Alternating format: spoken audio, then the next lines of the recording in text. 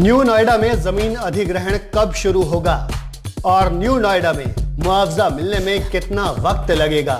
ये वो दो सवाल हैं जिनका जवाब जानने के लिए न्यू नोएडा के गांव में रहने वाले लोग बेचैन हैं। सरकारी मुआवजे की उम्मीद लगाए बैठे दादरी के 20 और बुलंदशहर के 60 गांव के लोगों के लिए इन दो सवालों के जवाब जानने से पहले कुछ और सवालों के जवाब जानना जरूरी है।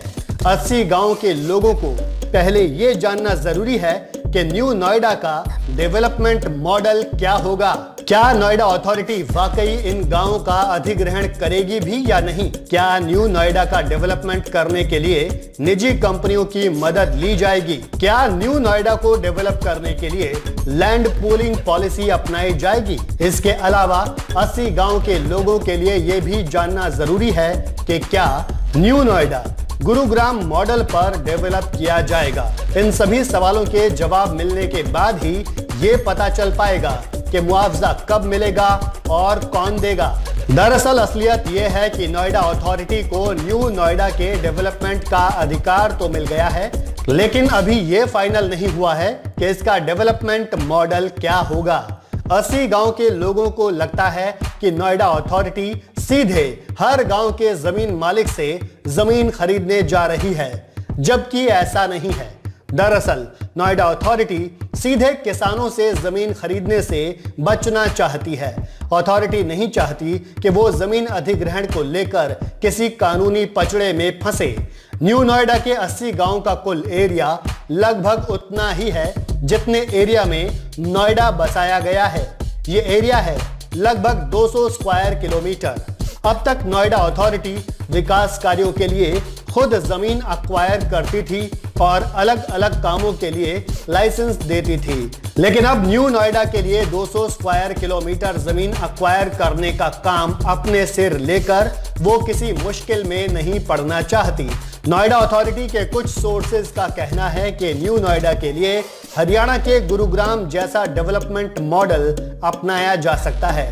1970 और 1980 के दशक में गुरुग्राम के डेवलपमेंट के दौरान प्राइवेट बिल्डर्स को अपने अपने प्रोजेक्ट के लिए नोटिफाइड एरिया में सीधे किसानों से जमीन खरीदने की इजाजत दी गई थी। गुरुग्राम में बिल्डर्स ने न सिर्फ बड़ी बड़ी इमारतें बनाई बल्कि कॉलोनीज, सड़कें और बिजली के लिए इंफ्रास्ट्रक्चर भी बनाया। इसी तरह का मॉडल देश के कई और राज्यों के साथ साथ बहुत छोटे पैमाने पर यूपी में भी अपनाया जा चुका है। नोएडा अथॉरिटी इस मॉडल को इसलिए भी अपनाना चाहती है क्योंकि पिछले कुछ वर्षों में लैंड एक्विजिशन का उसका एक्सपीरियंस अच्छा नहीं रहा है। कोर्ट केसेस की वजह से कई हाउसिंग प्रोजेक्ट्स बरसों तक लटके रहे हैं और कई मामलों में तो नोएडा अथॉरिटी को किसानों को अलग से हर्जाना भी देना पड़ा है। अभी भी 1976 से 1996 के बीच के कई केस ऐसे हैं जो सेटल नहीं हो पाए हैं। नोएडा अथॉरिटी के सोर्सेज के मुताबिक न्यू नोएडा के मामले में एक संभावना ये जरूर हो सकती है कि नोएडा अथॉरिटी सड़क, सीवरेज, पानी सप्लाई और बिजली सप्लाई जैसा एक्सटर्नल डेवलपमेंट का काम कर दे और इंटरनल डेवलपमेंट की जिम्मेदारी डेवलपर या बिल्डर को दे दी जाए। लेकिन जहां तक जमीन अधिग्रहण का सवाल है, उसके लिए बिल्डर्स को सीधे किसानों से बात करने दी जाएगी और सर्किल रेट को ध्यान में रखते हुए जमीन खरीदने का मौका दिया जाएगा। इसमें एक कंडीशन ये हो सकती है कि बिल्डर के सामने शर्त रखी जाए कि वो जमीन बेचने वाले किसान को उसकी जमीन का एक हिस्सा डेवलप करके यानी उस पर कुछ निर्माण करके देगा। अगर नोएडा अथॉरिटी इसी प्लानिंग के हिसाब से चलती है तो किसानों के पास ये आजादी होगी कि वो अपनी जमीन बेचें या ना बेचें। हालांकि किसी भी डेवलपमेंट प्लान के फाइनल होने से पहले उस पर राज्य सरकार की मंजूरी जरूरी होगी।